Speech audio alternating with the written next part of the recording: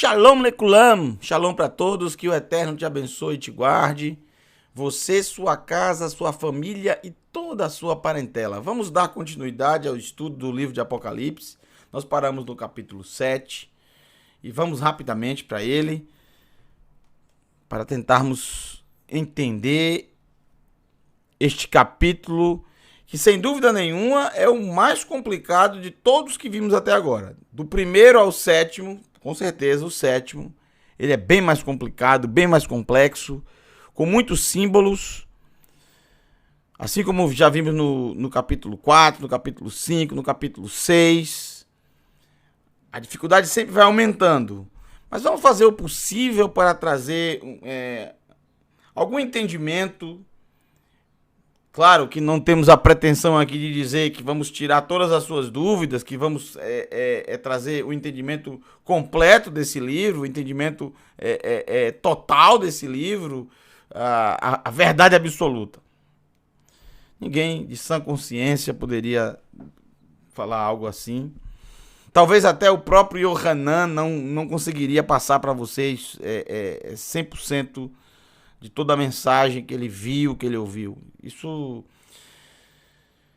é uma utopia. O que nós queremos aqui é que você chegue o mais próximo possível do contexto original e, principalmente, que você termine toda essa série de estudos do livro de Revelação aprendendo e tendo uma conexão maior com o Todo-Poderoso, com seu Filho Yeshua HaMashiach, com sua palavra.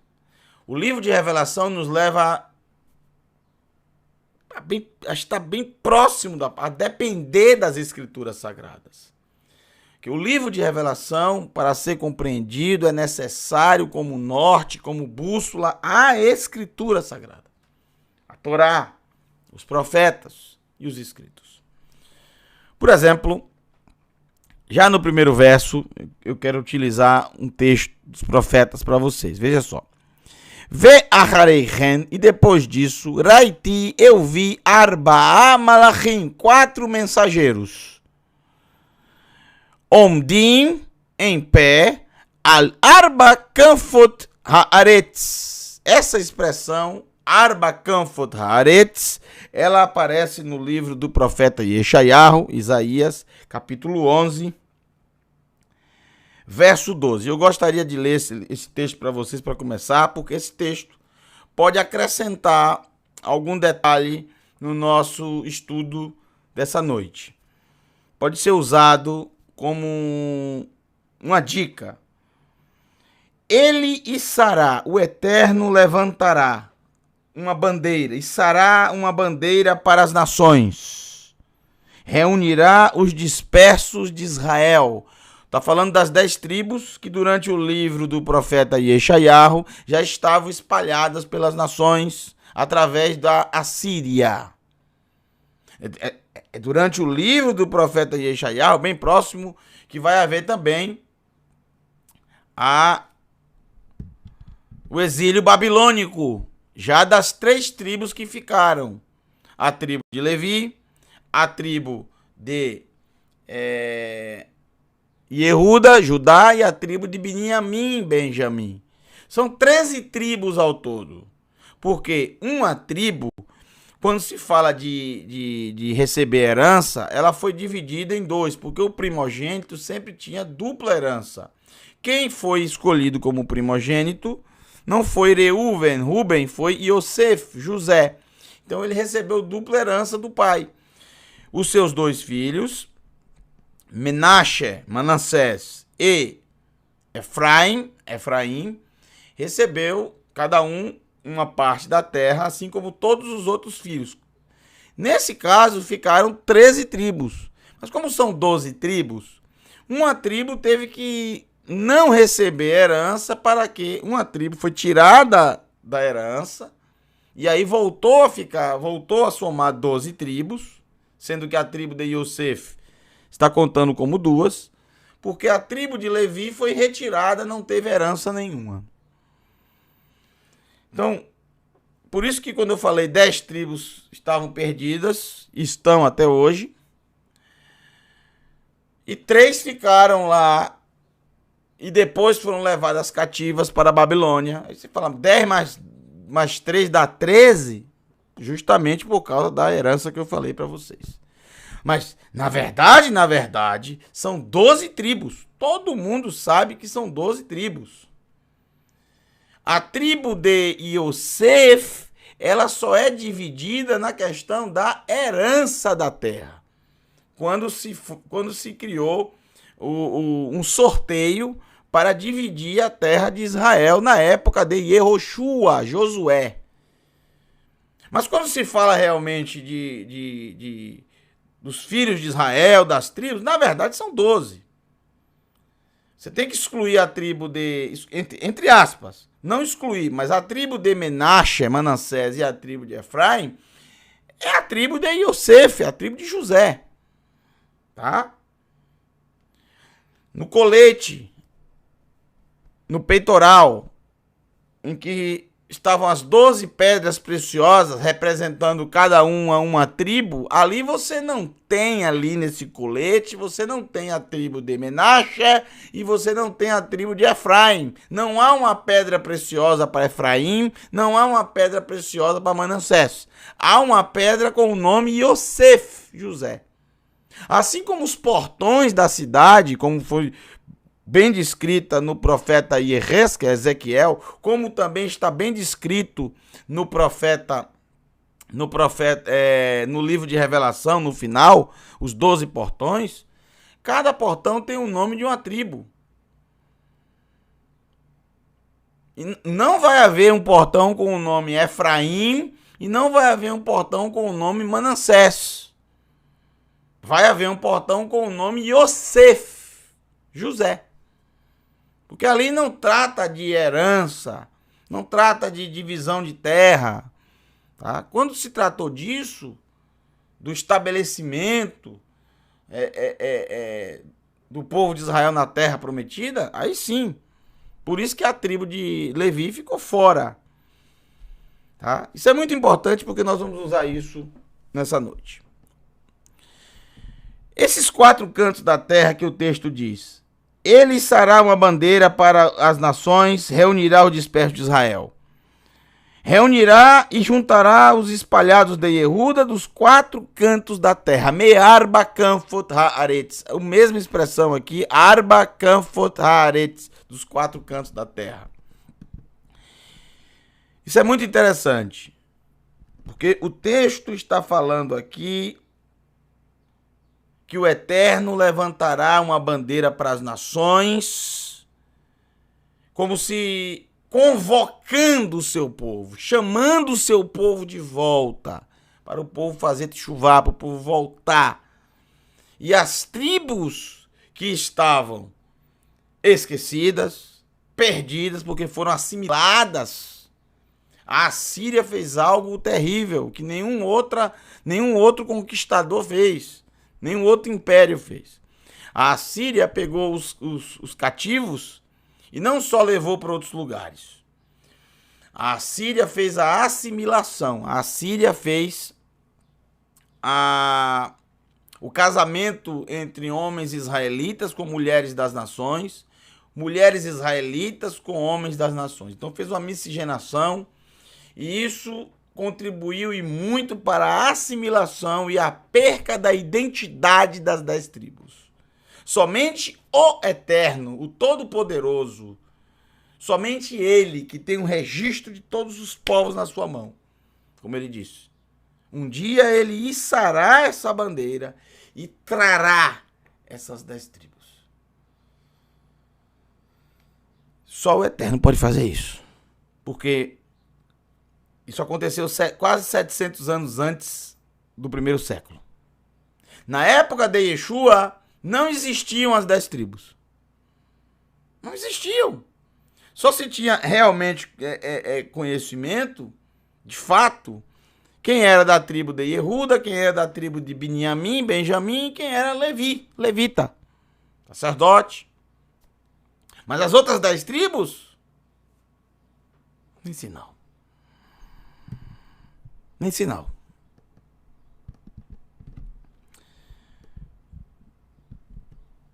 Vamos falar um pouco disso hoje, porque nesse capítulo 7 vai citar justamente as tribos. Então a gente vai falar um pouco sobre isso hoje, sobre esse assunto. O que esses 4 mensageiros estavam fazendo nos 4 cantos da terra? No norte, no sul, no leste e no oeste. Vetofsim, e segurando, impedindo, Baarba, Ruhoteia, nos 4 ventos, impedindo, segurando nos 4 ventos. É o plural de ruach, vento, mover, manifestação, atuação, vida, algo em movimento, o vento. Esses 4 mensageiros que estavam em pé sobre os 4 cantos da terra estavam também segurando. É isso que eles estavam fazendo. Eles estavam em pé para segurar nos 4 ventos, lebilti, para que não terri rua, para que não houvesse vento. Neshevet, para que não houvesse vento. Neshevet, soprando, loba aretz, para que não houvesse vento soprando na terra, para que não houvesse velô, para que não houvesse baiam, no mar, velô, bechol etz, e em nenhuma árvore. A função desses mensageiros era justamente que não passasse vento, que não houvesse movimento, que não houvesse mover, que não houvesse atuação, manifestação, vida. O vento. O que significa isso? Para que não houvesse vento na terra, Aretz, delimitado geograficamente. Para que não houvesse vento no mar, Yam. Mar aqui pode ser mar Mediterrâneo, pode ser um oceano, ou pode ser um lago, pode ser um rio, pode ser... Veja, Yam é um ajuntamento de águas. No hebraico se utiliza Yam para qualquer ajuntamento de águas, não somente para o oceano, tá? Continuando. Verso 2. Vaere malach, e vi um mensageiro, Vaere malach ache, outro mensageiro. Eu vi outro mensageiro. Olé Mizrach Shemesh, subindo do oriente solar. Mizrach é leste, oriente, do leste. Shemesh é sol. Então, Mizrach Shemesh, do nascer do sol, porque o sol nasce no leste. Apesar que aqui não traz a palavra nascer. É a forma que nós falamos no português. Mizrach Shemesh, do oriente solar, ao pé da letra. E para você entender melhor, esse mensageiro estava no nascer do sol, no leste. Venose Rotam,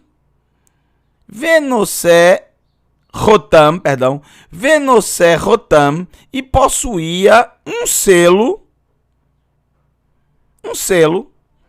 El Rai, do Elohim vivo. Esse mensageiro que subia do nascer do sol, do leste, do oriente solar, ou seja, do nascer do sol, ele possuía um selo do Elohim vivo, do eterno. Um selo se fala do Elohim vivo porque tinha a inscrição dele, o nome dele. Já vimos sobre selo no capítulo 5. Capítulo 5, capítulo 6. Capítulo 5, capítulo 6. Vaikra, e chamou Bekol Gadol, e chamou numa voz grande, ao pé da letra, ou seja, em voz alta, né? Numa voz alta. Gadol é grande, Kol é voz, Bekol Gadol, numa voz alta, estrondosa, uma voz potente. El Arba'a, para os 4, Hamalachim, aos 4 dos mensageiros, Asher HaPekudá, que estavam no comando, com o comando, Be'yadam, com o comando nas suas mãos, Lehashchit et haaretz ve'et hayam, que estavam com o comando na mão para destruir a terra, Haserrit, para destruir, Lehashchit, para destruir et haaretz, a terra, ve'et hayam, e o mar.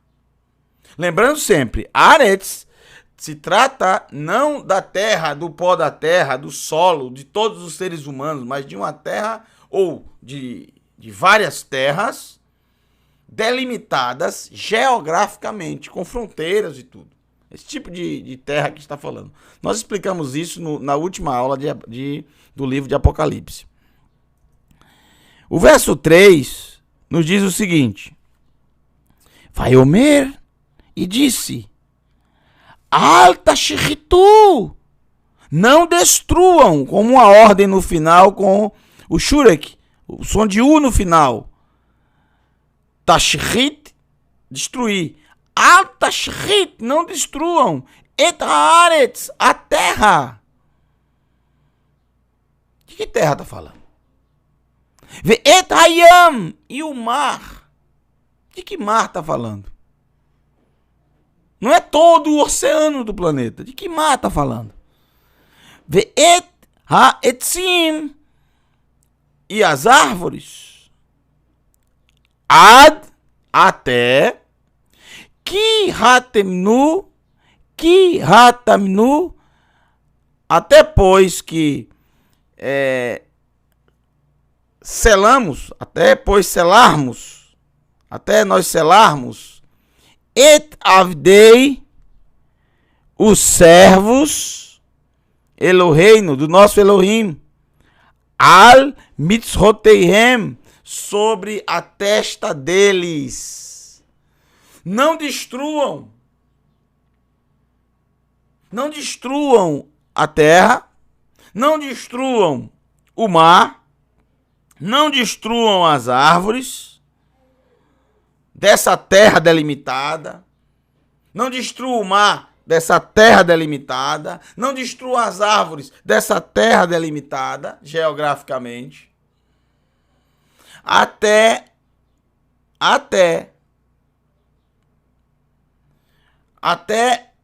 selarmos os servos, aqueles que servem ao Eterno, os seus servos, e são seus servos, os que guardam os seus mandamentos, até selarmos os servos do nosso Elohim sobre as suas testas, sobre a testa deles. O selo sobre a testa,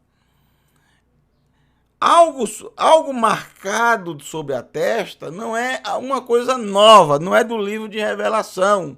Na Torá já aparece diversas vezes os textos falando para termos entre os olhos as palavras do Eterno, as 10 palavras, que elas estejam entre os seus olhos, ou seja, no seu pensamento, que sirvam de sinal entre os seus olhos, na testa. Então, não é algo do livro, exclusivamente do livro de Apocalipse. Vou mostrar a vocês, por exemplo, um texto. Por isso que é muito importante você ler as Escrituras, estudar as Escrituras. O livro de Apocalipse não é à toa que é o que chega por último na Bíblia. Qual é o último livro da Bíblia? O livro de Apocalipse. Não é à toa que ele deve ser lido sempre por último. Você primeiro tem que ter uma base para poder entendê-lo. Por exemplo, O livro de Apocalipse, ao contrário do que muita gente pensa, não é o primeiro lugar que aparece essa questão de selar os servos do Eterno sobre a testa. Eu já li um texto hoje do livro de... Eu já li um texto hoje do livro de Yeshayahu, Isaías, e agora vou ler para vocês um texto do livro do profeta Yehezkel. Lembre-se do contexto que eu li do livro de Isaías e lembre-se agora do contexto do livro de Yehezkel, Ezequiel. Yehezkel, Ezequiel, capítulo 9, verso 4. Diz assim: Adonai lhe disse: vá por toda a cidade, através de toda Jerusalém. Aqui fala, inclusive, uma terra delimitada geograficamente. E como vimos no capítulo 6, os textos que lemos estavam falando de Jerusalém. Aqui também, veja. Vá por toda a cidade através de toda Jerusalém, e ponha uma marca em sua testa, como a de um homem que está suspirando e chorando por todas as práticas odiosas que estão sendo cometidas ali. Uma marca com um sinal sobre as testas dos homens que estão suspirando e que gemem por causa de todas as abominações que se cometem no meio dela. Ou seja, aqueles homens que estavam gemendo, chorando, suspirando, que não estavam suportando as abominações do povo de Israel que estava cometendo no meio de Jerusalém, diferente de muitos que, para muitos, o que estavam fazendo, idolatria e todo tipo de paganismo, era normal, era comum. Então, aqueles que não viam isso como normal, que estavam gemendo, chorando, suspirando, que não estavam suportando essa situação, o Eterno disse: coloque uma marca, um sinal sobre a testa deles. E vocês vão ver que ao decorrer do texto vai dizer que eles seriam preservados, que eles seriam poupados da destruição.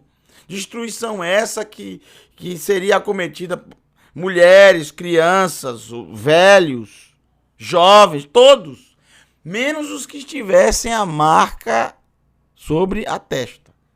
E esses tinham a marca sobre a testa, por quê? Porque eram diferenciados, porque eles gemiam, eles suspiravam, eles choravam pelas abominações que acontecia em Jerusalém. Isso é muito importante, porque é exatamente daqui de Yehezkel, capítulo 9, verso 4, esse texto tem muita conexão com ele, gente. Assim como o texto do verso 1, com o texto que eu li do profeta Yeshayahu, Isaías. É a mesma expressão. Arba Kanfot Haaretz.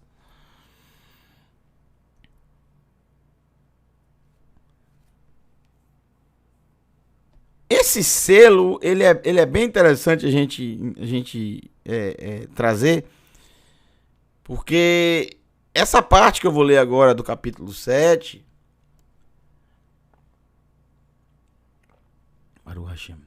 ela realmente é muito controversa. Ela traz a imaginação, faz a imaginação de muitas pessoas trabalharem. E por isso existem muitas teorias sobre o que nós vamos ler agora.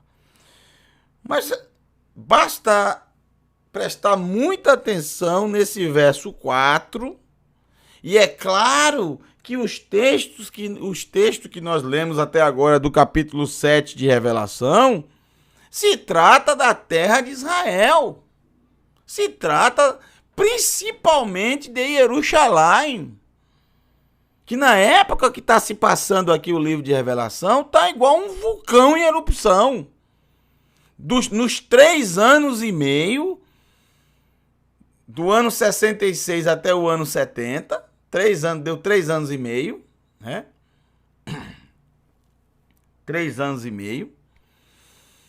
Não 4 anos completos, porque a destruição do templo foi basicamente em agosto do ano 70, né? Então, somando dá 3 anos e meio. Olha, estava em ebulição, como uma água que você coloca para ferver, como um vulcão que está soltando as suas larvas. Então, todo esse contexto de revelação, quando a gente começa a ver os textos que são que tem conexão nas escrituras, tudo se volta para o povo de Israel, para Jerusalém. Os exemplos que são dados, que aconteceram muito tempo antes do evento de revelação, sem dúvida nenhuma, há uma conexão muito, muito forte com os textos aqui apresentados. Tanto que a partir de agora ele vai focar aqui justamente nos filhos de Israel, nas tribos de Israel. O que realmente é muito difícil de entender, não é fácil entender isso aqui. Baruch Hashem. Veja, Vashma e ouvir et bispar, o número Hanehitamim, dos selados, dos que foram selados. Selados aonde? Na testa. E sabemos no capítulo 14, eu já li o capítulo 14, já traduzi o capítulo 14, eu sei, que fala do mesmo grupo. No capítulo 14 diz claramente que o selo que foi colocado sobre eles contém o nome do Eterno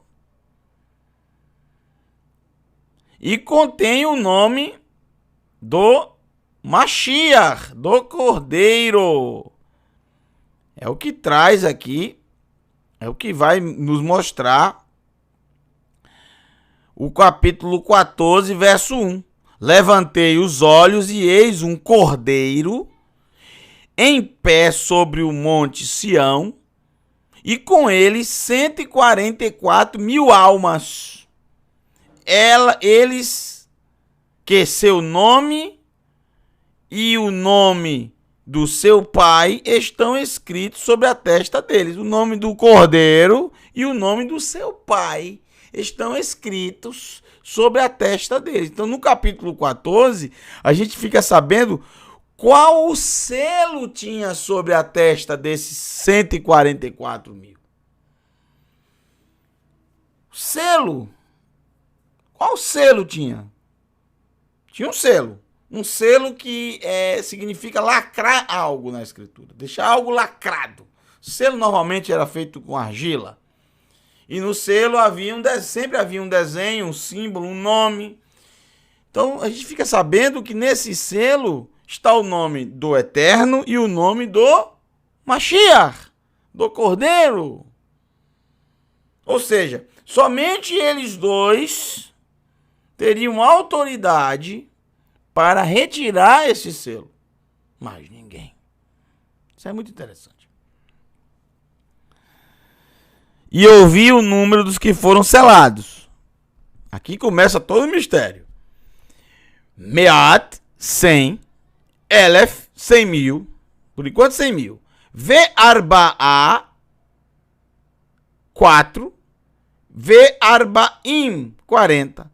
144 mil. Alef. Elef, 1000. 144 mil. Asher Nechtemu, que foram selados. Mikerev Kolb Mikerev, de dentro, ou de dentre, Mikerev, dentre, veja só, Kol Bnei Israel, dentre todos os filhos de Israel. Mas como assim dentre todos os filhos de Israel? Qual o parâmetro? Leshivteihem. Leshivteihem. Shivtei quer dizer tribos. Shivteihem. Por suas tribos. Então, por todas as tribos de Israel, foram selecionados 144 mil, selados. Esses 144 mil que foram selados foram divididos igualmente pelas suas, esse é o parâmetro, pelas suas tribos. Então, nenhuma tribo aqui teve mais, pelo que o texto diz em hebraico, nenhuma tribo teve mais vantagem. Por exemplo, a tribo de Yehuda, ela ficou com 30 mil. Outra tribo ficou com 10. Outra tribo ficou com 4 mil. Outra tribo ficou com 12 mil. Não. Foram selecionados, selados de forma igualitária. Ninguém levou vantagem em número. Não houve um a mais de uma tribo e um a menos em outra. Não. Todas as tribos tiveram a mesma quantidade. E eles foram selados por serem servos do Eterno. Não porque o Eterno viu e disse, eu achei bonito você e pronto. Não.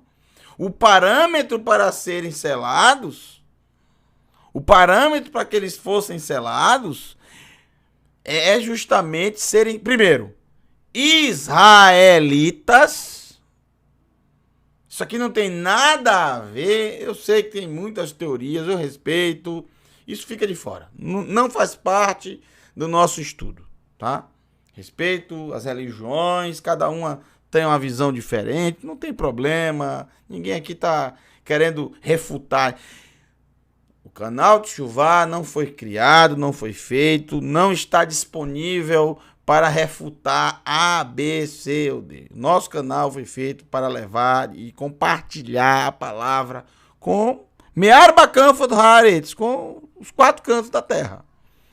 Quem tiver voz para ouvir, quem quiser aprender, quem quiser um conteúdo diferenciado, diferente, sem amarras de religião, sem amarras de doutrinas humanas.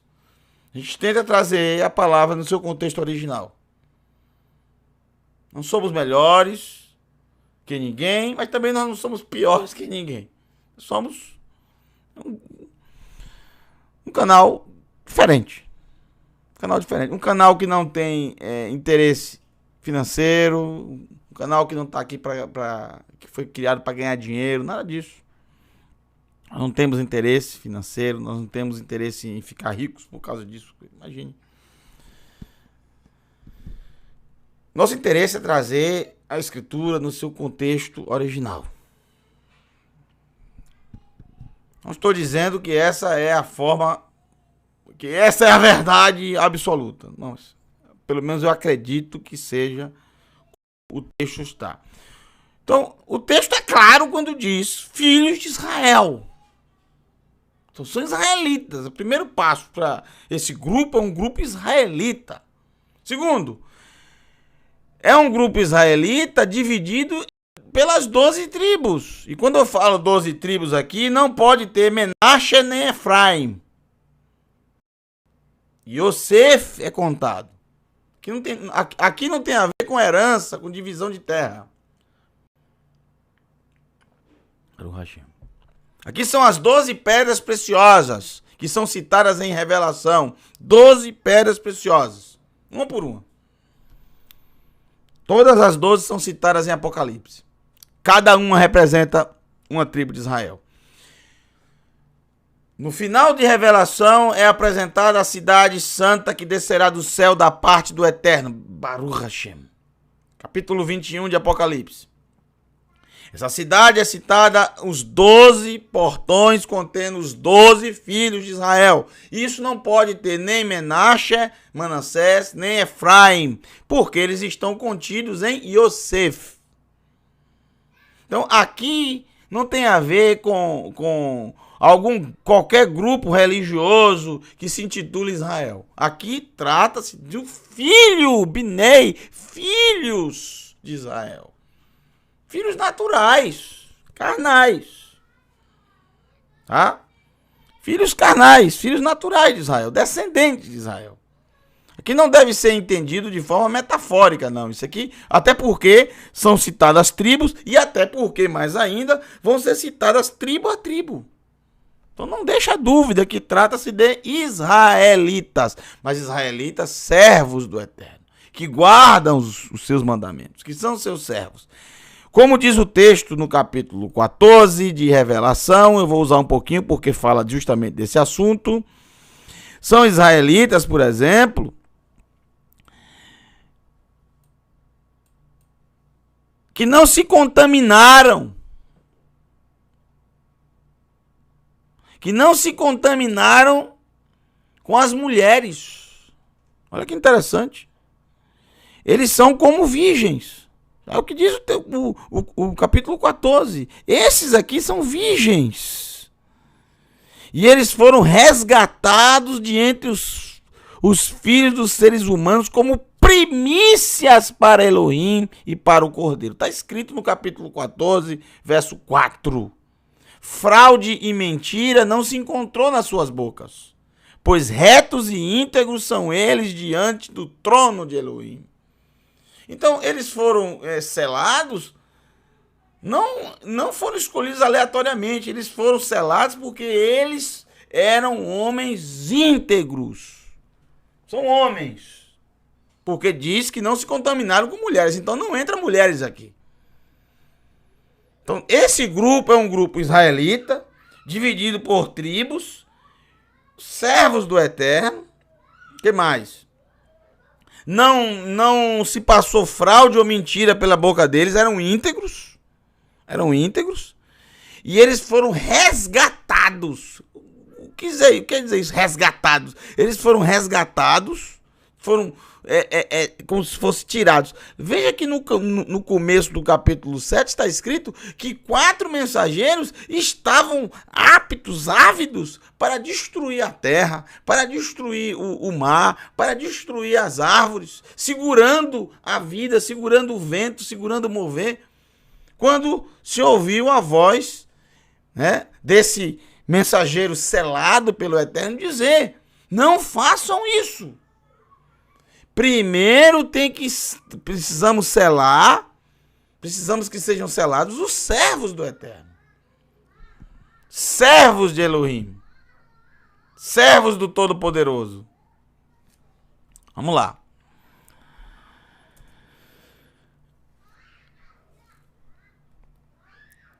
Vou repetir o capítulo 12.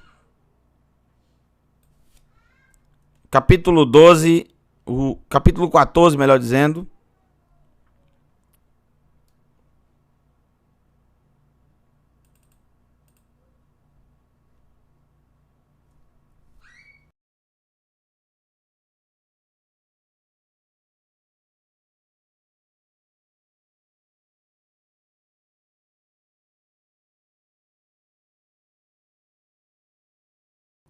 Vamos lá, vamos voltar aqui. Capítulo 14, eu vou ler novamente que é muito importante essa parte. Ó. Capítulo 14 de Apocalipse, verso 4. Não se contaminaram nas mulheres, pois são imaculados, ou seja, inocentes, como virgens, e caminham segundo o Cordeiro, por onde for. Ou seja, eles têm também o testemunho do Cordeiro, o testemunho do Mashiach. São israelitas que possuem o testemunho do Mashiach.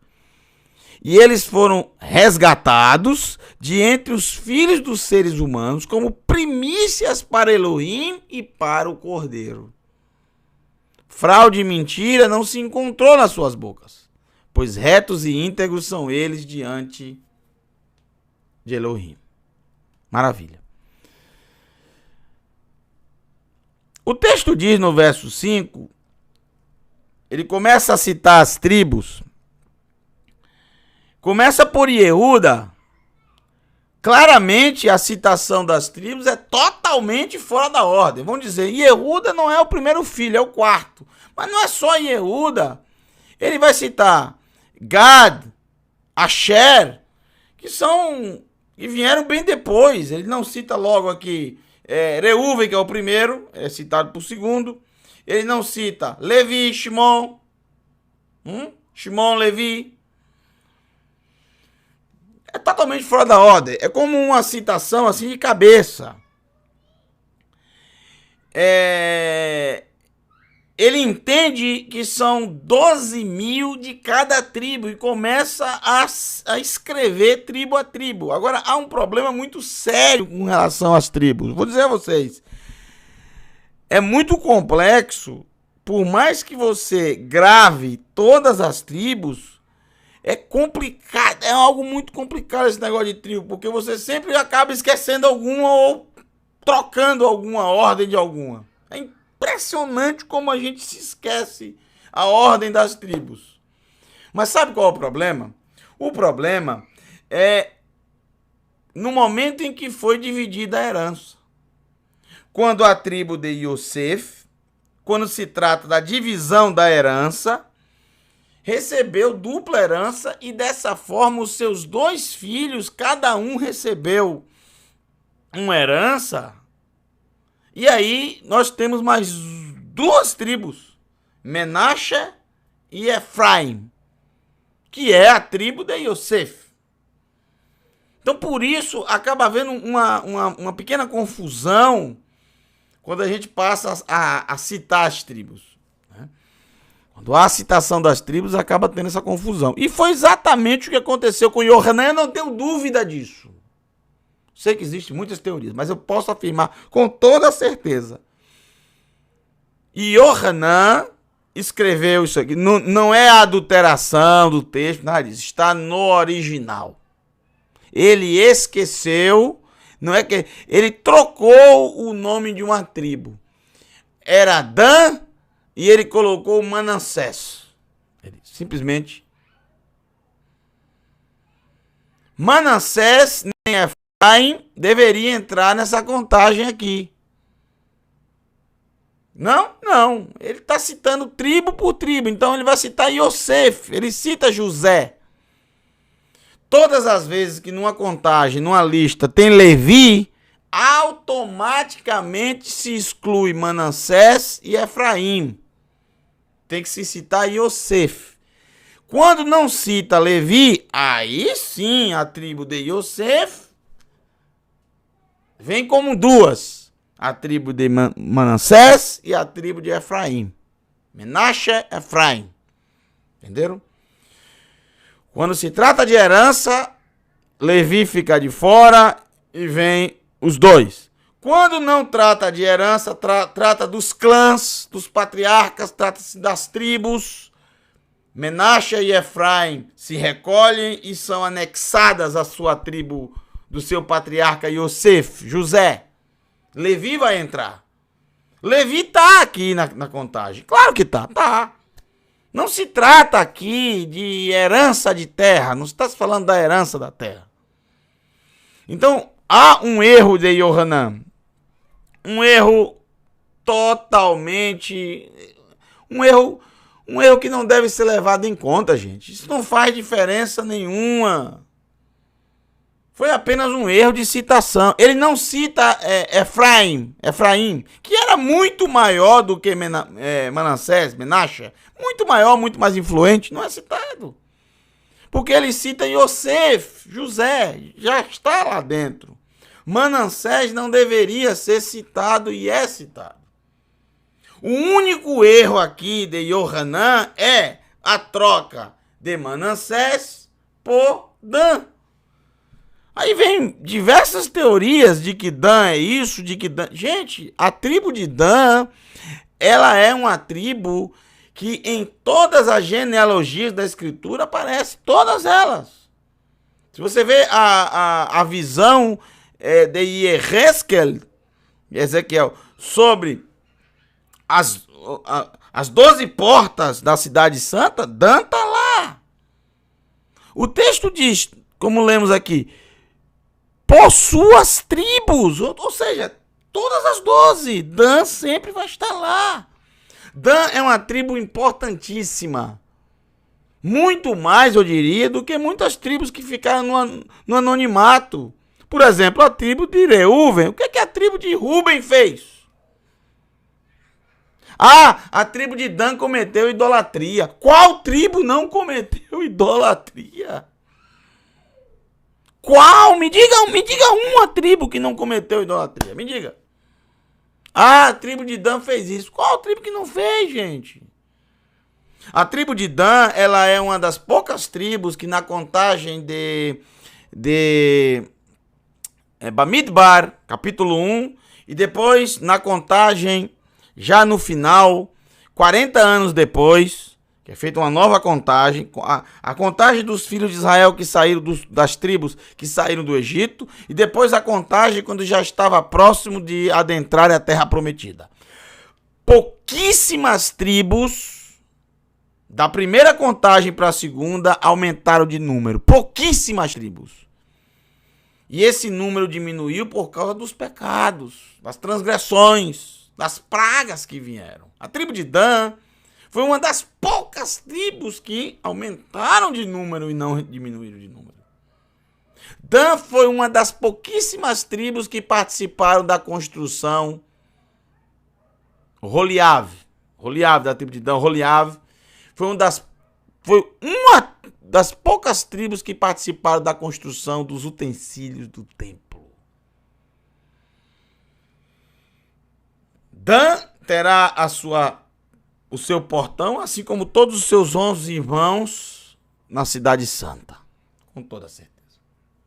Não é um lapso de Yohanan aqui que vai tirar Dan. Por causa disso, muitas teorias são... Dan foi uma das poucas tribos que teve juiz em Israel, que julgou o povo de Israel através de Shimshon. Era a tribo de Dan. Então, não há problema nenhum na tribo de Dan, por favor. Se há problema na tribo de Dan, o que falar de Benjamim, que cometeu uma das... Leia, Juízes capítulo 14. Leia. Quase que a tribo de Benjamim foi completamente extinta, riscada do mapa. Porque o que eles cometeram é algo terrível. Então, a tribo de Dan cometeu. Qual tribo não cometeu idolatria? Me diga um aí.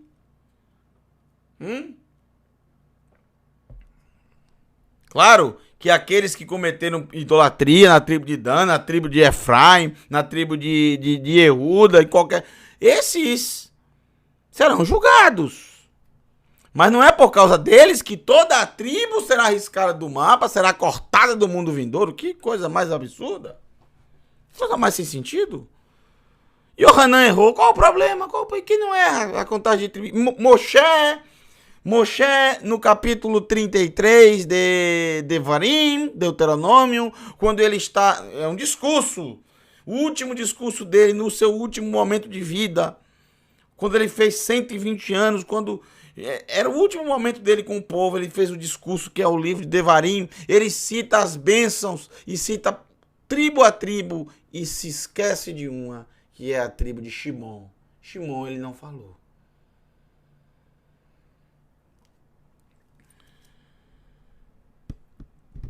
A tribo de Shimon foi cortada? Simplesmente ele se esqueceu. Qual o problema? Quem não se esquece? Coloco você, desafio aí pra você, sem olhar. Daqui a uma semana, você não fica lendo isso. Aí eu cito as tribos, uma por uma. Eu quero que você cite na ordem as tribos por herança, na ordem. E depois você cita os patriarcas, os 12 patriarcas. Pronto. Faz isso pra ver. Você mesmo faça o teste. Pode ser até que você acerte. Mas a probabilidade de você errar, de você trocar, de você esquecer uma, de você mudar o lugar de uma, é muito grande. Eu digo porque eu já fiz esse teste. Não estou defendendo Yohanan, só estou dizendo que o que aconteceu aqui é um lapso que pode acontecer com qualquer um. Qual o problema? Qual foi o problema dele? O único problema dele está aqui, gente. O único problema dele está aqui. Ah, ele não cita Efraim, mas não era para citar Efraim mesmo, que ele já citou, ele cita Yosef, José. O problema dele é que ele cita Menaxe. Menaxe já está dentro da tribo de Yosef, de José, que foi citado. Manassés não deveria ter entrado aqui. Porque quando ele diz 12.000 da tribo de Yosef, já está incluso Efraim e Manassés. Entenderam? Então aqui, e o outro detalhe muito importante. Vocês que leem genealogia, vocês vão ver claramente, que eu tenho tanta certeza que foi Dan aqui, porque Naftali é o irmão bem próximo de quem? De Manassés? Não, de Dan. Dan nasceu praticamente um ano antes de Naftali, o seu irmão, da mesma mãe, inclusive. Naftali e Dan. Só você ler. A história de a disputa entre Rachel e Lea. Lea teve 4 filhos. E Rachel não podia engravidar. Até que ela pega a sua serva, Bilha, e dá para o seu esposo, que ela tanto amava e que também a amava muito, que era Yaakov. Ele tem 2 filhos com a serva de Rachel. Quem são eles? Dan e Naftali. Dan, juiz, e Naftali, minha luta. Então, esses 2 filhos, eles nasceram bem próximos um do outro, são filhos do mesmo pai e da mesma mãe. Dan e Naftali são citados no verso 6 juntos. Quer dizer, deveria ter sido citado no verso 6 juntos. Mas Yohanan, ele se atrapalhou. Ele se atrapalhou Menaxe com Dan. Aqui era Dan, não Menaxe. Entenderam, gente? Aqui era Dan e não Menaxe.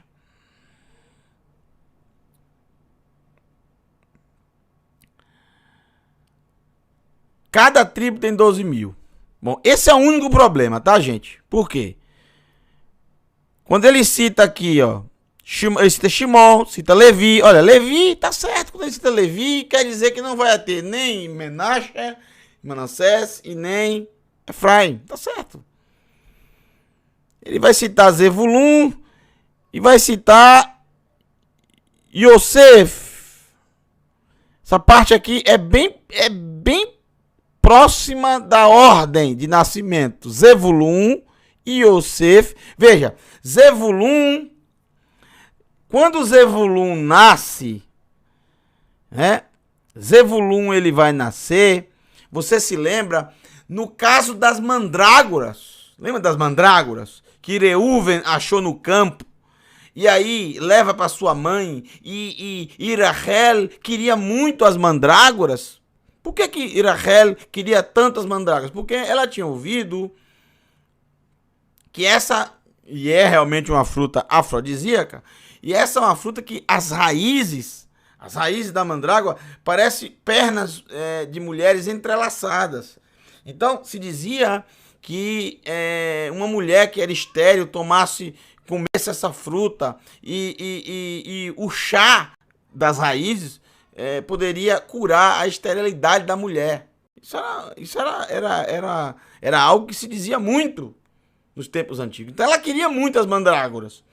E aí disse Lea: você já roubou o meu marido e agora quer as mandrágoras que o meu filho trouxe para mim? E ela disse: eu deixo ele vir e passar a noite com você hoje, se você me der essas mandrágoras. E ela disse: tudo bem, tá certo. E ela vai, a Lea, ela vai até Yaakov e disse: eu te aluguei. Eu te aluguei. Zevulun. Então você será meu hoje. E ela tem o filho, Zevulun. E é justamente logo depois disso, quando o Eterno olha e vê Rachel, que já tinha sofrido muito por causa disso, e aí concede para ela que ela tenha filho, e ela tem Yosef. E depois de Yosef, ela tem Binyamin quando ela morre, obviamente. Quando nasce Binyamin é quando ela, no parto, ela morre. Aqui a ordem tá maravilhosa, ó. Finalzinho. Ele lembrou do finalzinho. Sabe por que é fácil lembrar do final? Por causa da história das mandrágoras. Eu me lembro dessa parte final por causa da história das mandrágoras. Issachar, né? É Issachar Zevulun. É Issachar. Foi Issachar que teve a questão da... Issachar que tem a ver com alugar. Aí depois vem Zevulun, que é o sétimo, né?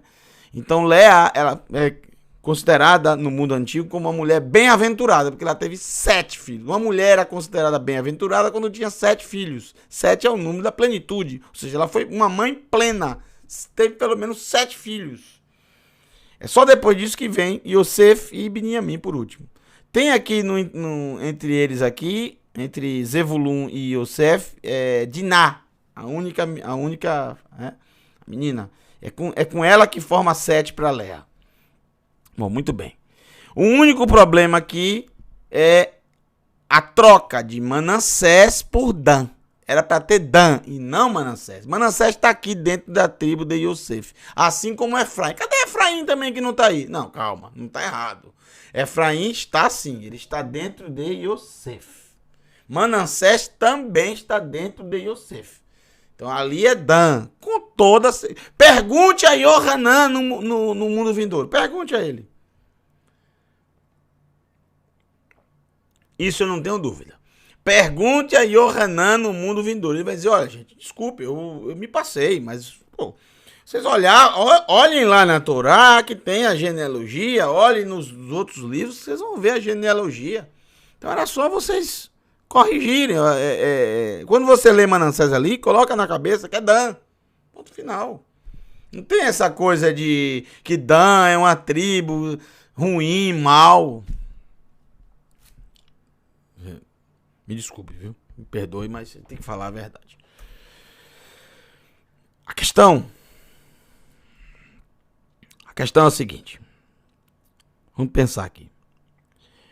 Primeira pergunta. Já vimos que são israelitas.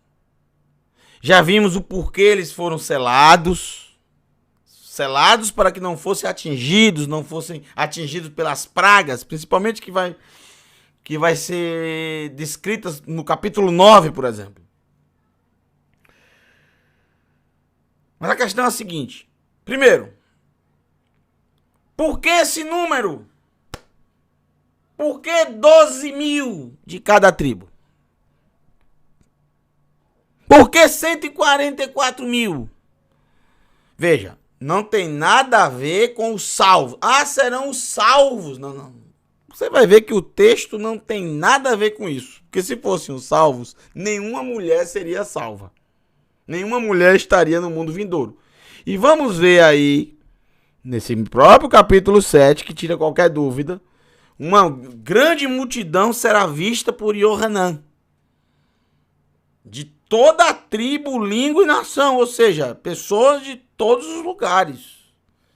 Pessoas até que não são israelitas de sangue. Então isso...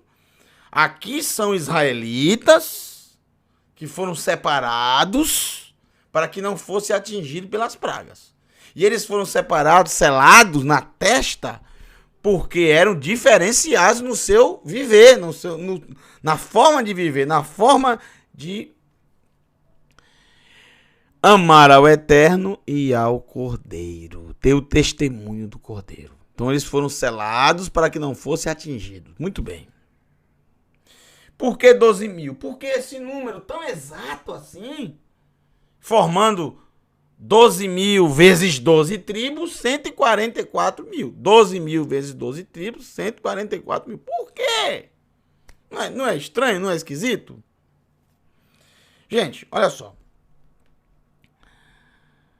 Realmente é estranho, realmente é complicado, é complexo. Mas eu quero trazer para vocês.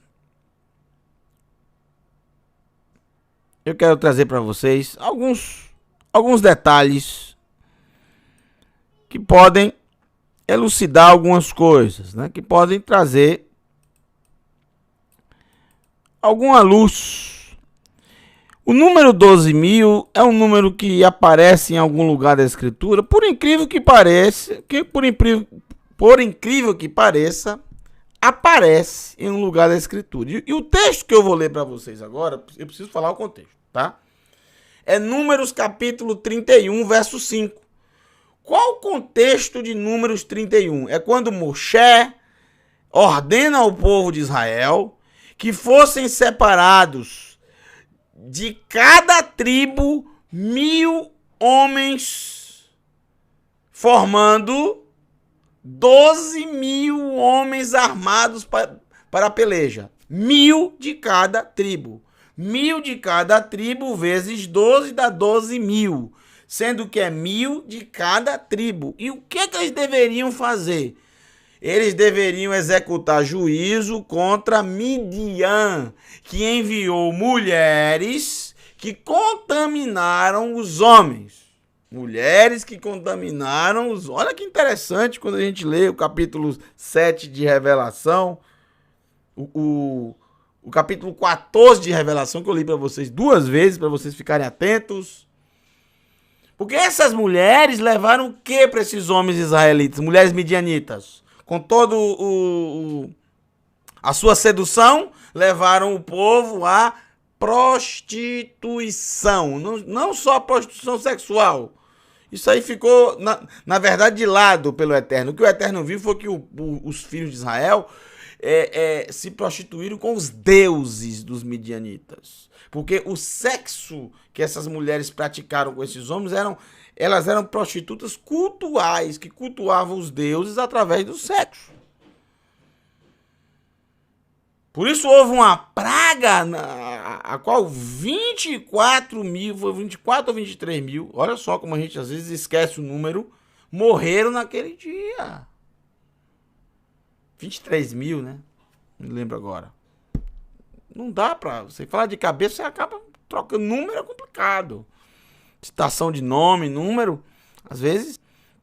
Então veja, no verso 31, no verso 5 do capítulo 31 de Bamidba, Números, 12 mil armados para a peleja. Foram quando executaram o juízo contra Balaão, o feiticeiro, que tentou amaldiçoar Israel de todas as formas, mas o Eterno não permitiu, não deixou.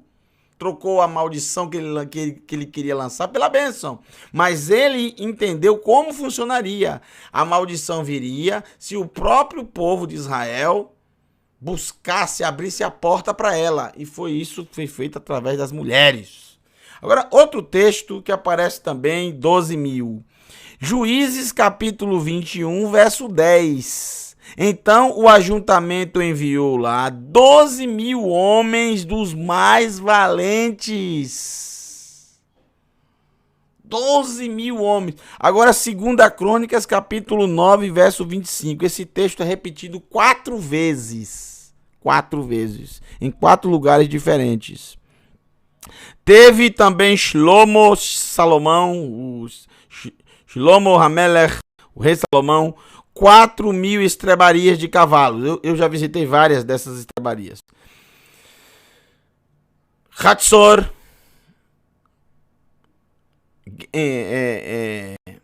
Tel Gezer e Megiddo. 4 mil estrebarias de cavalos e carros. E 12 mil cavaleiros. Ele tinha 12 mil cavaleiros. Agora capítulo 17, verso 1 de Shemuel Bet. 2 Samuel, capítulo 17, verso 1.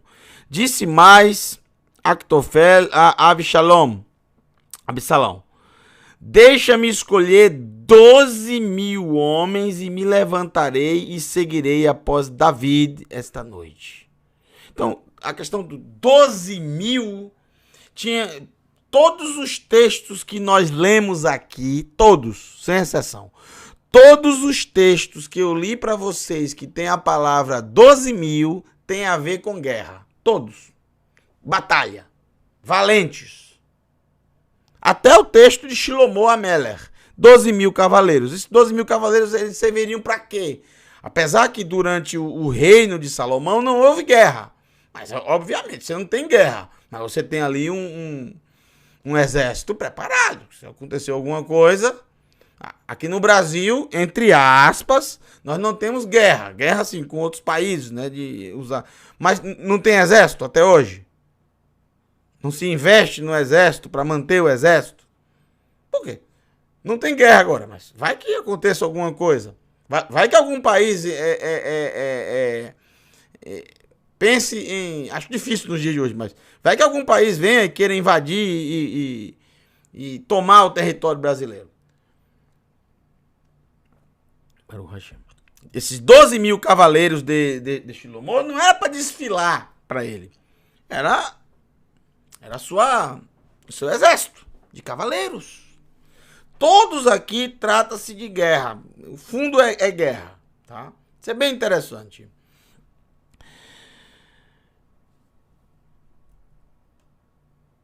Mas aqui no texto de... Não é 12.000 somando todas as tribos. É 12.000 por tribo. É um pouco diferente. O número 144.000 vem de 12.000 vezes 12. Alguns dizem o seguinte. Vou trazer algumas teorias para vocês aqui. Algumas teorias. Veja o que disse o judeu Yehiel Lichtenstein.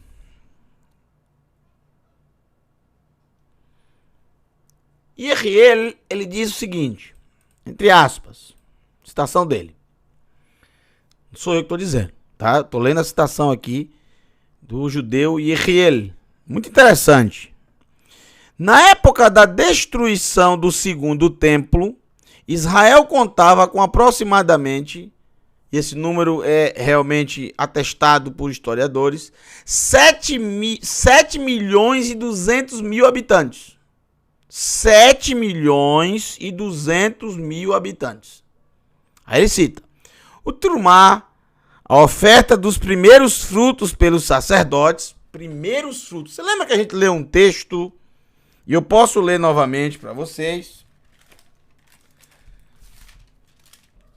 capítulo 14 de Revelação, olha só, falando desses 144.000, capítulo 14 de Revelação, verso 4, eu vou ler aqui na tradução do David H. Stern, não na minha. Estes são os que não se contaminaram com mulheres porque são virgens e seguem o Cordeiro por onde quer que vá. Foram comprados, um pouco diferente do contexto original, mas eu estou lendo como está aqui. Foram comprados dentre a humanidade como primícias para Elohim e para o Cordeiro. Mas é muito parecido com a tradução que eu fiz. Muito parecido.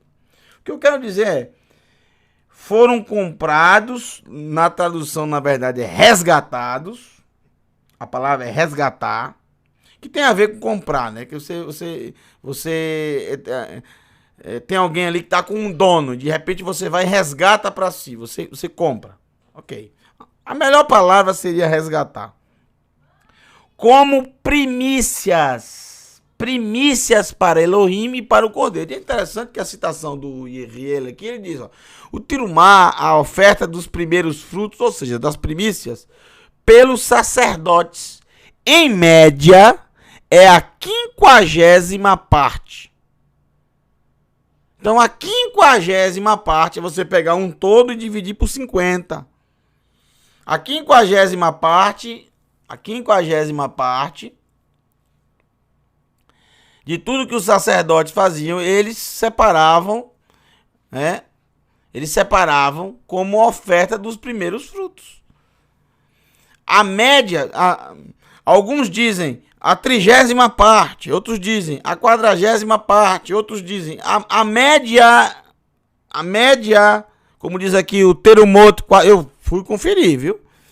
Eu não fui só porque ele citou aqui, eu fui lá no Talmud Terumoto e trago aqui para vocês. Realmente diz. A quantidade média, 1/50. Terumoto 4.3. Isso aqui você pode acessar facilmente no Google. Pode digitar Talmud Terumoto, pode digitar Terumoto 4.3 e vocês vão ver exatamente o que está aqui. Alguns dizem a 30ª parte, outros dizem a 40ª, a média é 50º. Quando coloca por 60 vezes já é algo considerado mesquinho. Então, o 50º, isso é muito interessante, gente, porque, olha só, se você pegar 7 milhões e 200 mil dividido por 50, faça a conta, dividido por 50, sabe quanto vai dar? 144 mil. É impressionante. Porque é exatamente a conta é exatamente a quantidade de dígitos. No livro de Atos, gente, isso aqui é impressionante. Porque no livro de Atos, nós temos um número de seguidores de Yeshua, que tinham o testemunho do Mashiach. Deixa eu ver se eu encontro aqui.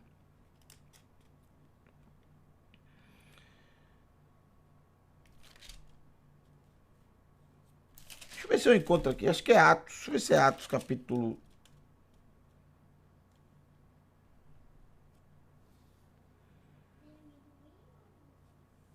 Atos, capítulo...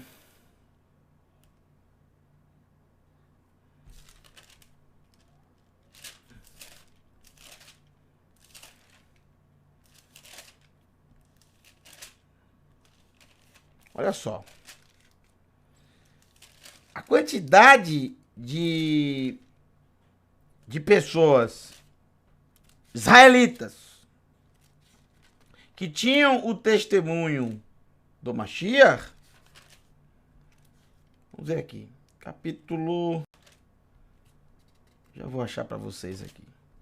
Capítulo 14. Não. Capítulo 15 também não. Capítulo 16. Já acho para vocês. Capítulo 17. Capítulo 18. 19.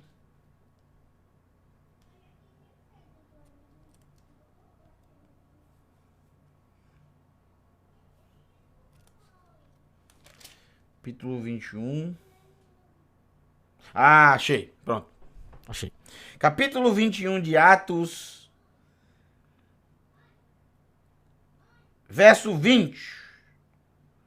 Ao ouvir o relato, eles louvaram Elohim, mas também lhe disseram: veja, irmãos, quantas dezenas de milhares de crentes, ou seja, aqueles que Maaminim, os crentes, ou seja, aqueles que confiavam. Crentes em quem? Em Yeshua. Veja, irmãos, quantas dezenas de milhares de crentes há entre os habitantes de Yehuda, e eles são zelosos da Torá. Só entre os habitantes de Yehuda, de Judá, eram dezenas de milhares. Então esse número pode chegar até 99 mil. Dezenas de milhares. Dezenas são 2 dígitos. Nós estamos falando só dos habitantes de Yehuda.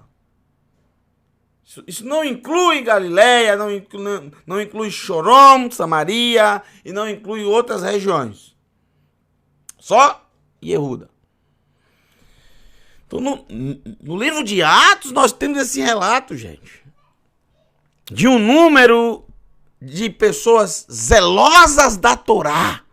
Ou seja, praticavam os mandamentos, como diz o livro de Revelação, praticavam os mandamentos e tinham o testemunho de Yeshua. Nossos irmãos. Será que são esses a 50ª parte? Gente, hoje em Israel tem-se mais ou menos esse número. A 50ª parte da população declaradamente, que tem muitos que acreditam, que confiam, mas não falam abertamente, que confiam em Yeshua, que tem Yeshua como Mashiach. É basicamente a 50ª parte. Basicamente é isso. Chamada as primícias.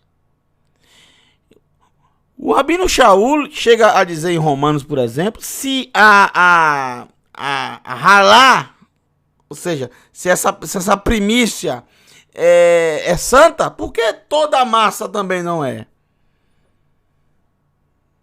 Um dia todo Israel será salvo. De Sião virá o libertador. Ele cita esse texto. Bom, será que é isso? Será que esses 144 mil refere-se na época do primeiro século, até um pouco antes da destruição do segundo templo, refere-se aos judeus que tinham o testemunho de Yeshua, que eram verdadeiros e tinham o testemunho de Yeshua? Será que está se referindo a esses? Zelosos da Torá, que tinham o testemunho de Yeshua? Será que o texto está se referindo a eles? Bom, gente, tudo fica no campo da especulação. Eu não tenho como dizer a vocês exatamente o que é isso. Agora, a conta é a seguinte: 12 elevada ao quadrado mais 10 elevado ao cubo. O que é isso? 12 vezes 12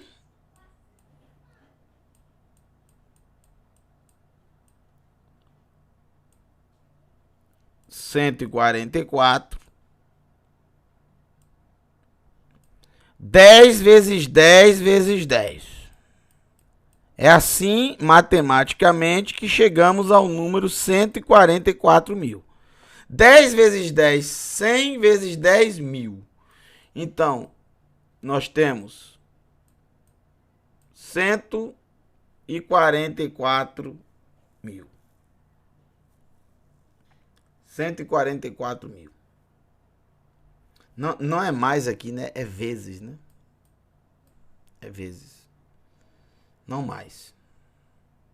Senão seria 1144. É vezes. É 12 ao quadrado, que dá 144, vezes 10 ao cubo. 10 vezes 10 vezes 10, que dá 1000. Então, 144 vezes 1000, 144 mil. Assim que chega essa conta. Agora, por quê? Existem diversas teorias. O livro de Revelação, ele cita tanto as 12 tribos de Israel, como também cita os 12 Talmidim de Yeshua, os 12 discípulos. Então você pode utilizar essa conta das 12 tribos e dos 12 discípulos. O número 10 é um número muito significativo nas escrituras e normalmente refere-se aos 10 pronunciamentos. Os 10 pronunciamentos, as 10 palavras, também conhecido como 10 mandamentos. É interessante que quando você olha esse esqueleto aqui, eu tô olhando aqui, tô vendo. O 2 e o 3 aqui em cima, somados é igual a 5. Que é exatamente o número de livros da Torá. Os 5 rolos da Torá. Muito interessante. Eu lembro do evento quando o Mashiach, ele pegou os 5 pães e partiu, né, os pedaços e deu para toda aquela multidão que estava ali, basicamente de 5.000 homens, sem contar mulheres e crianças, e todos comeram até estarem satisfeitos. E foram recolhidos os pedaços desses 5 pães, que milagrosamente não acabavam, né? Não é que foram multiplicados os pães e foram milhares de pães. Foram pedaços desses 5 pães que alimentaram todo mundo e não acabou. É o símbolo das porções da Torá que alimentam o ser humano e nunca termina. É uma fonte inesgotável. O que eu quero lembrar é que no final foram recolhidos esses pedaços em 12 cestos cheios, com os pedaços dos pães e peixes. Esses 12, claro, representam o quê? As 12 tribos, mas ali diante de Yeshua só tinha o quê? 2 tribos? 3 tribos? No máximo 3 tribos. Beniamim, e Yehuda, claro, Judá e Levi. 3 tribos. Porque as outras 10, 700 anos antes, mais ou menos, tinham sido espalhadas pelas nações e nunca mais voltaram. Mas o Mashiach quer dizer, olha, essa bênção da Torá, essa bênção do ensino, essa bênção que é compartilhada, que não só de pão vive o ser humano, mas da palavra que sai da sua boca. Essa bênção é também para todas as tribos, para as 12 tribos de Israel. E ela chegará, esse pão chegará até eles. Esse é o símbolo. Não tenho como dizer exatamente o porquê, gente. Só posso trazer para vocês alguns detalhes. Eu quero finalizar esse momento com esse último texto aqui, tá? Quero finalizar com esse último texto. Vamos terminar com esse último texto. O verso 9. Ele traz muitos detalhes aqui que eu quero trazer para vocês, porque é bem interessante. E nós já citamos algumas vezes a questão algumas vezes a questão das roupas brancas. E como eu sei que muitas vezes ainda vai aparecer esse detalhe, um detalhe que era muito recorrente no primeiro século principalmente, mas antes também, porque havia essa tradição antes, uma tradição muito interessante que eu vou trazer para vocês. E Yohanan, ele cita muito isso porque o alvo dele são os leitores do primeiro século. É o alvo para quem ele está escrevendo. O texto diz o seguinte: Ahareichen, depois disso, Raiti, eu vi, Vehine, Ramon, e de repente uma multidão. Rav, uma grande multidão. Meod. E Yohanan, que potencializa as coisas. Eu amo essa forma desse homem escrever. Olha só. Ramon, multidão, já são muitas pessoas. Mas ele tem que dizer Rav, grande. E para ele, ele ainda não ficou conformado em falar multidão, ele ainda fala grande. E ainda não está conformado com grande, ele ainda fala meod, muito grande a multidão. Esse é Yohanan.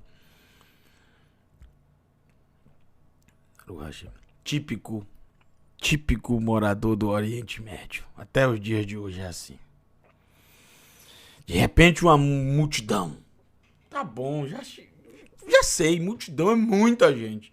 Mas não é só Rav, grande. Meod, muito grande.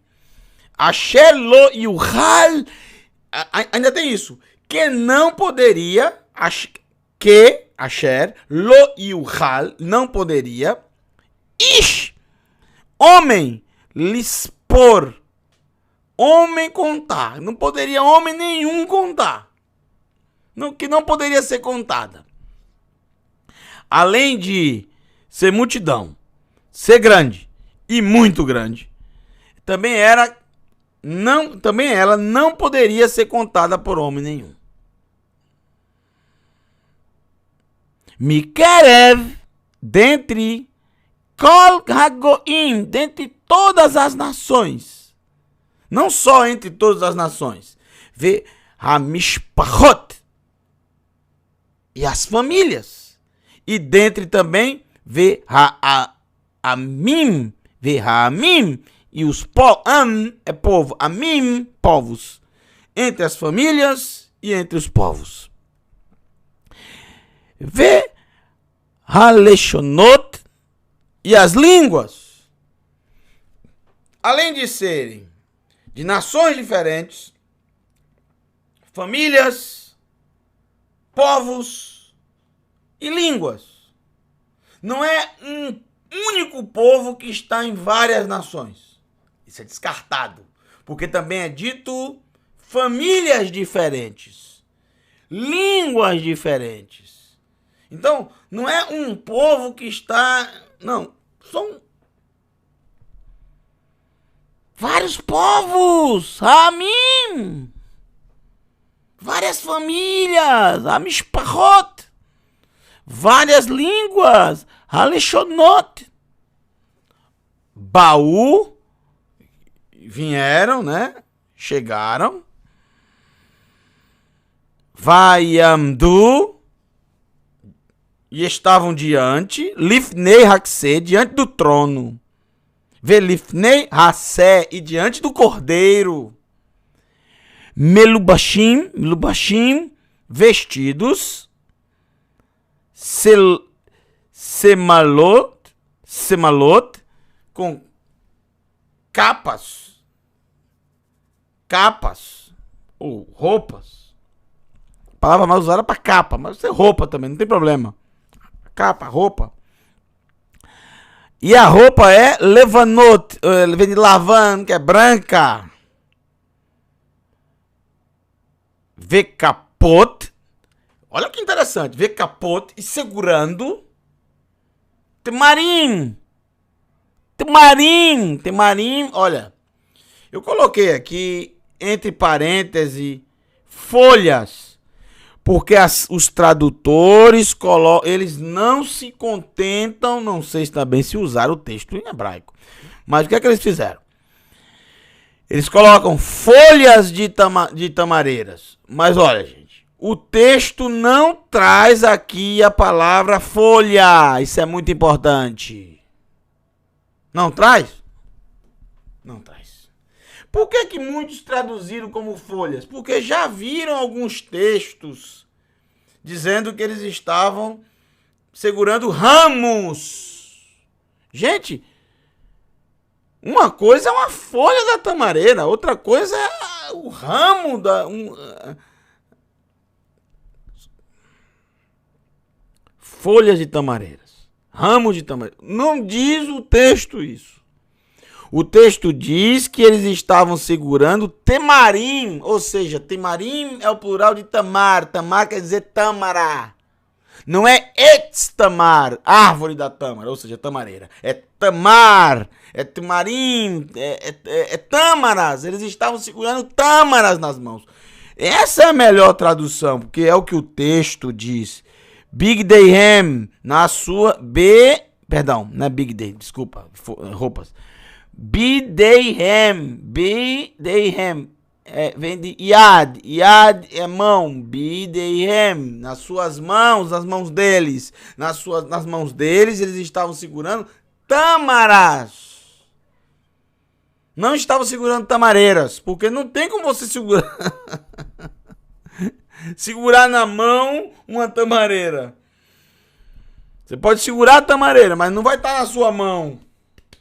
Você está segurando tâmaras. Eles estão segurando tâmaras. Como assim tâmaras? Que coisa mais esquisita. Bom, primeiro eu quero falar para vocês rapidamente, por causa do nosso tempo, né? Queria ter mais tempo. Primeiro eu quero falar para vocês sobre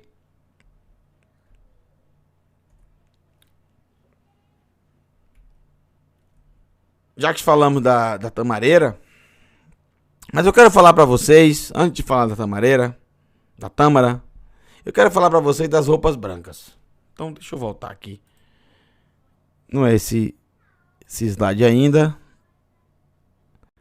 Eu quero falar para vocês das roupas brancas, porque já lemos vários textos aqui em Revelação sobre a roupa branca e eu ainda não tive a oportunidade de comentar, e eu vou aproveitar agora e comentar para vocês. Olha só. Roupa no mundo antigo era algo muito caro, gente. Você não tinha um estoque de roupa, você não tinha um guarda-roupa antigamente com roupas que você podia usar uma a cada dia como usamos hoje. Ou pelo menos como alguns usam hoje. Mas a maioria usa hoje uma roupa a cada dia. Porque nós podemos ir no mercado e comprar roupas. Roupas que são produzidas em escala industrial. Uma camisa, como essa aqui, por exemplo, não existe uma só dessa para mim. Só a mim exclusivamente. Várias pessoas usam essa mesma, ou já usaram, ou vão usar a mesma roupa, porque eu comprei numa loja e eu sei que foram produzidos milhares. Qual o problema? Por isso ela é mais barata, por isso ela é mais em conta. Antigamente, ter mais de uma roupa era algo pra gente muito rico. Antigamente as pessoas pagavam com roupas, peças de roupas, algo caríssimo. Lembra-se, por exemplo, que Iosef, o governador do Egito, José, governador do Egito, deu ao seu irmão quantas peças de roupa? Foram 5 ou foram 10? Não me lembro agora. Acho que foram 5 mudas de roupa. Gente, isso é um presente incrível. Lembra do Naamã, do Sírio, que ele queria dar ao profeta mudas de roupa. O profeta não aceitou. Mas depois, Gehazi, o servo de Elisha, o servo de Eliseu, vai até ele e pede a ele mudas de roupa para dar para os profetas. Gente, olha, roupa é algo muito caro, você só tinha praticamente uma. Quando se ia para Jerusalém, nas festas que você tinha de peregrinação para Jerusalém, as 3 festas de peregrinação, Pessach, Shavuot e Sukkot, você tinha que ir para o templo com uma roupa branca, isso era a tradição. E qual o problema das roupas? As roupas não eram brancas, por quê? Porque estavam já estavam encardidas, entenderam? Os tecidos, normalmente, a cor dos tecidos não eram com a cor branca. O próprio tecido, quando a roupa era produzida, era um tom um pouco bege, entendeu? Um tom pastel, um tom palha. Quem conhece a tinta palha? Mais ou menos assim, uma tinta palha, um pouco amarelado, pro bege.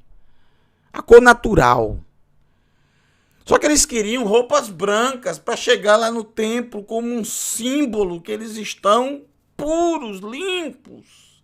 Porque na Torá fala sobre lavar as vestes, estar com as vestes limpas para estar diante do Eterno. Então, quando se chegava a Jerusalém, antes um pouco de adentrar a cidade, aonde está justamente a antiga cidade de David, ali próximo está o tanque que vocês conhecem bem como o tanque de Shiloar. Siloé, né? Shiloar, o enviado. A Shiloar, o enviado. Próximo ao tanque de Shiloar havia ali o campo dos lavandeiros. Eles possuíam pedras com um tipo de chamado alcali vegetal, um tipo de pedra que era extraído com um tipo de... Era muito prejudicial, inclusive, pegar com as mãos, porque cortava as mãos, era muito, muito forte a química desse tipo de componente. Ele servia justamente para branquear as roupas. Os lavandeiros utilizavam esse tipo de pedra sabão, esse tipo de... Era usado como um sabão, na verdade, né? Justamente para branquear as vestes das pessoas que estavam indo para o templo. 3 vezes por ano, 1 vez ao ano, seja lá como era. Ele queria chegar no templo com roupas brancas.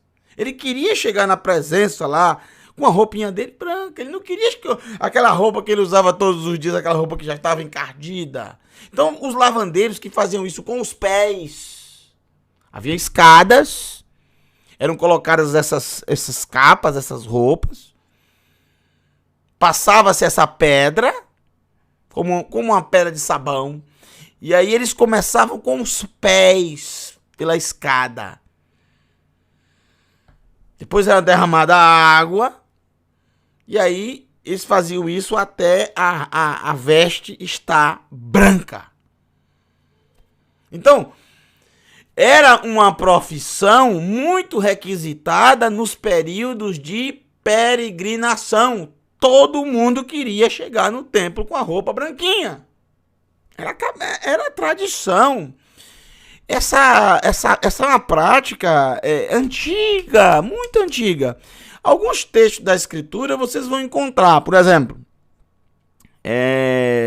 Malachi, capítulo 3, os lavandeiros calcavam aos pés os vestidos, olha que interessante, e os batiam, o que então se usava como sabão, né?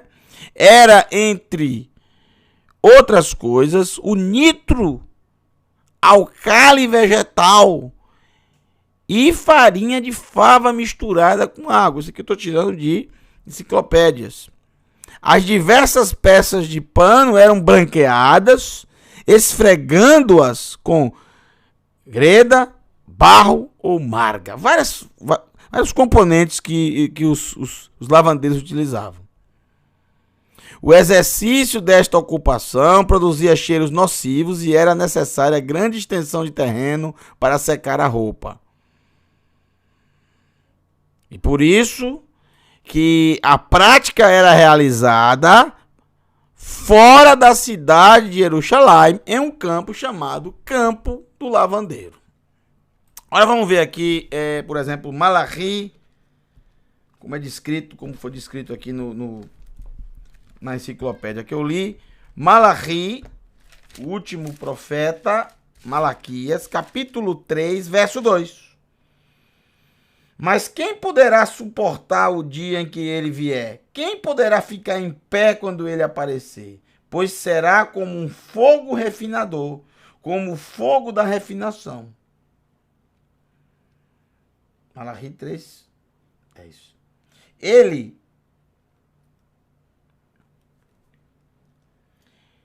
se sentará testando e purificando a prata. Ele purificará os filhos de Levi, refinando-os como ouro e prata.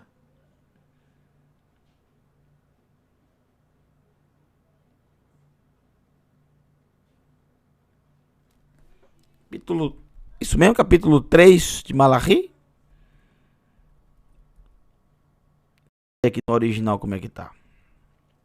Capítulo 3 de Malachi, verso 2. Isso, só que não falou como fogo refinador, como se purifica a prata. Vamos ver aqui no original. Malachi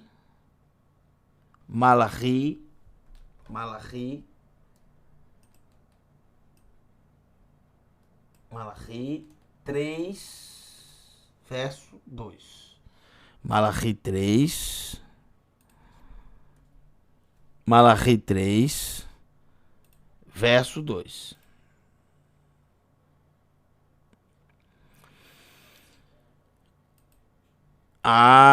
O tradutor aqui, ele esqueceu de traduzir justamente a palavra. Olha só, olha o que ele esqueceu de traduzir. Escolhi aqui, não vi. O sabão dos lavandeiros. Olha aqui, ó.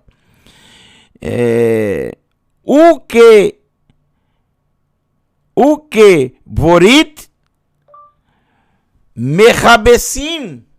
O que borit mechabesim.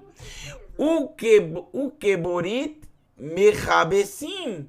Será como o sabão dos lavandeiros. Ele esqueceu de traduzir aqui. Deixa eu ver na Almeida se ele traduziu. Fala do ouro,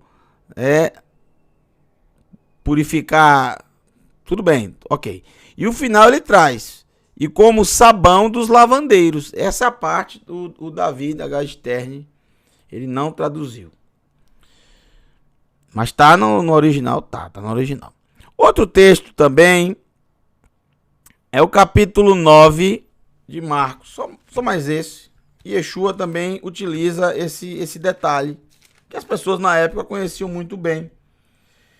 Capítulo 9 de Marcos, verso 3, que diz: E suas vestes tornaram resplandecentes, muito brancas como a neve, tais como nenhum lavandeiro sobre a terra jamais poderia branquear.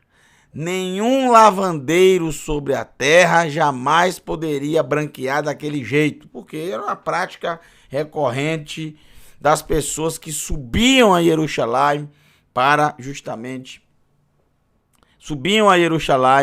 para adorar no tempo das festas de peregrinação. É sempre bom notar que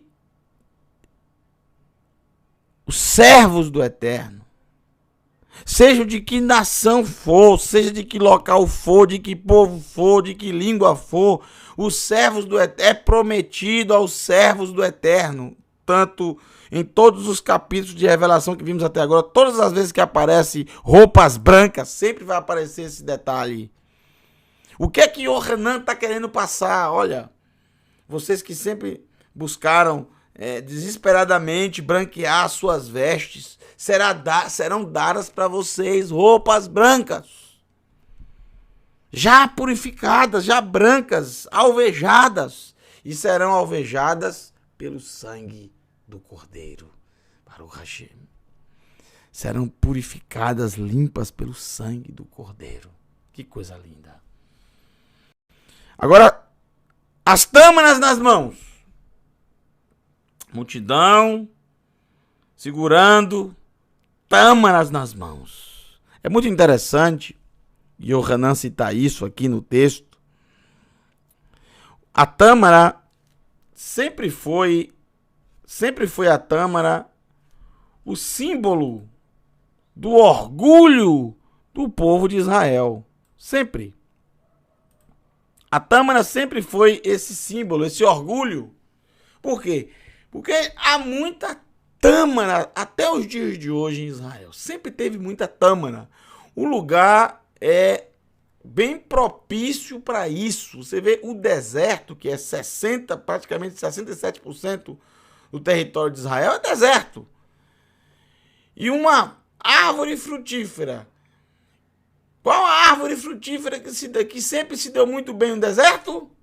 A tâmara. Impressionante. Mesmo sem água. Sempre foi o orgulho da nação. Símbolo de prosperidade. Símbolo de prosperidade. Aqui você vê, por exemplo, e nós estamos falando desse período de revelação. O que vocês estão vendo na tela agora, essa moeda, é uma única moeda. Aqui você vê a frente, aqui você vê o fundo.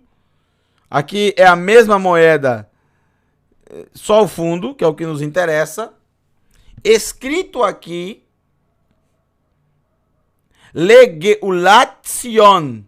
Legeulat Sion. Legeulat Sion. pela redenção de Sião. Pela redenção de Sião. Essa moeda foi produzida no ano 69 da nossa era. Quando já estava por quase 3 anos,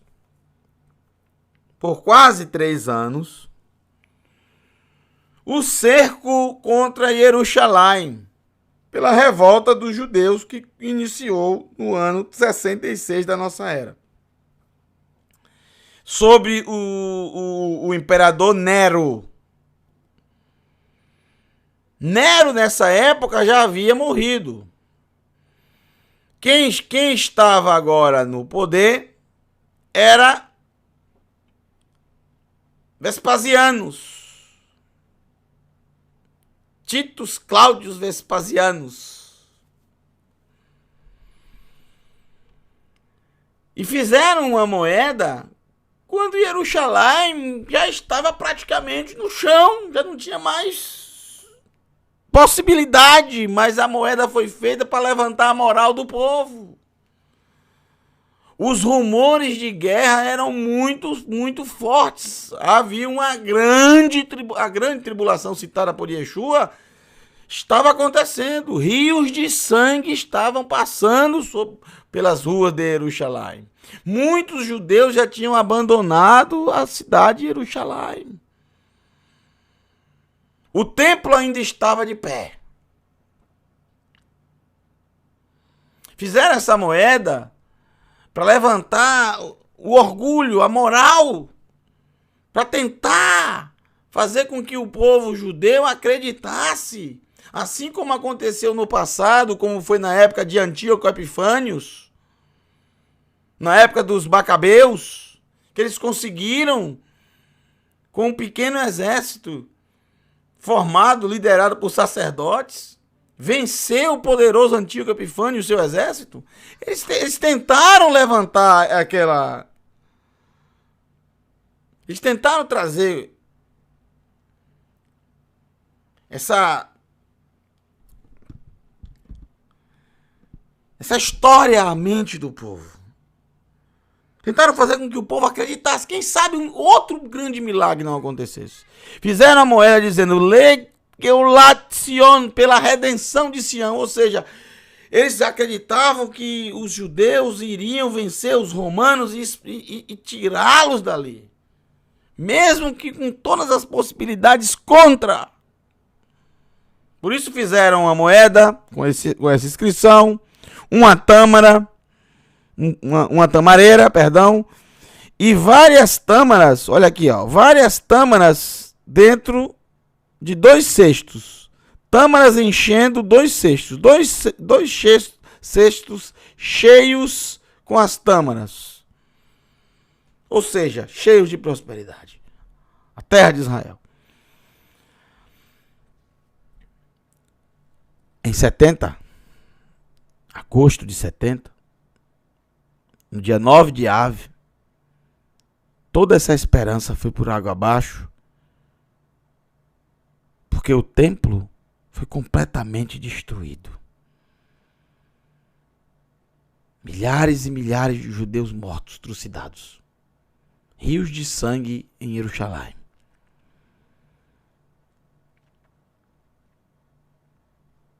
A esperança que eles tinham de derrotar os romanos foi em vão.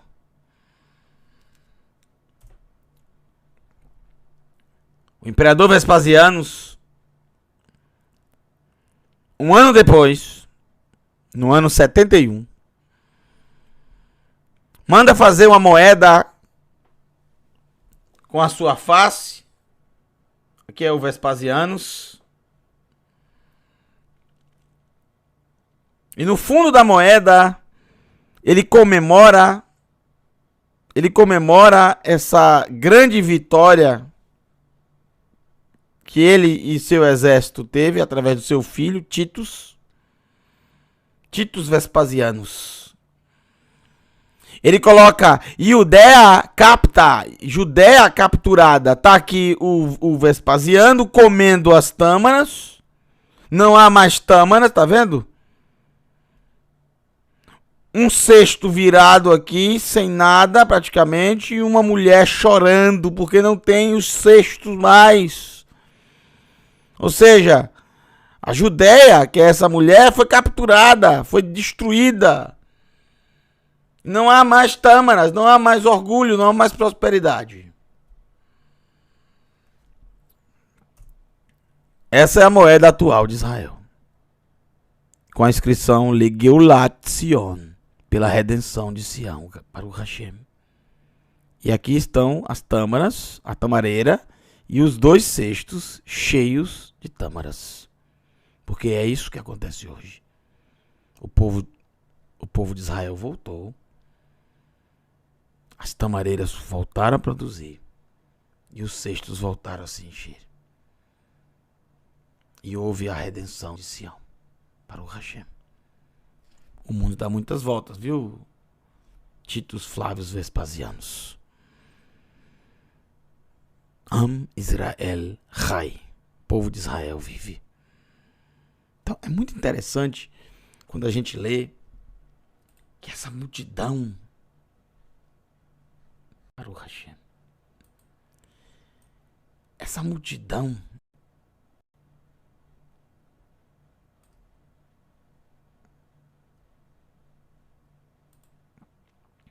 que Yohanan potencializa uma multidão grande, muito grande, uma multidão muito grande,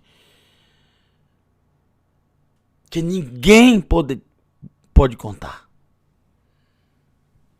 Dentre todas as nações, e famílias, e povos, e línguas.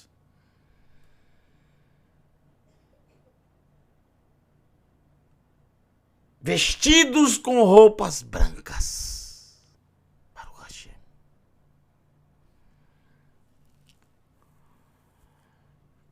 Diante do trono e diante do Cordeiro. Tem o testemunho do Mashiach. Obedece os mandamentos da Torá. E estão segurando nas mãos tâmaras. Entenderam? Legeulat Sion. Pela redenção de Sião. Termino com esse texto, verso 9. Que o Eterno te abençoe e te guarde. Que o Eterno abençoe todos vocês. Você, sua casa, sua família e toda a sua parentela. Um beijo para todos vocês. Nós teremos outro vídeo para completar o capítulo 7. Que o Eterno te abençoe e te guarde. Para o Hashem. Laila Tov a todos, boa noite. Até o Shabbat, em Mitzvah Hashem, se o Eterno assim nos permitir. Para o Hashem.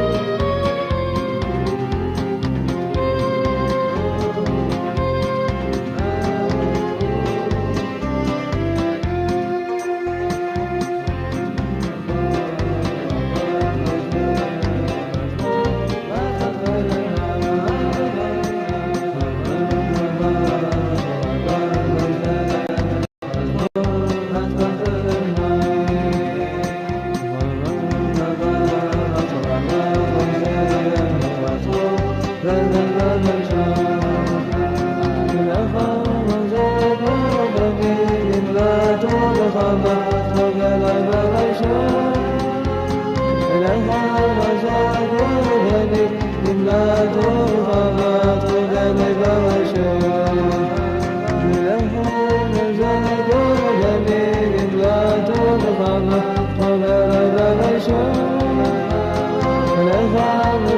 Thank you.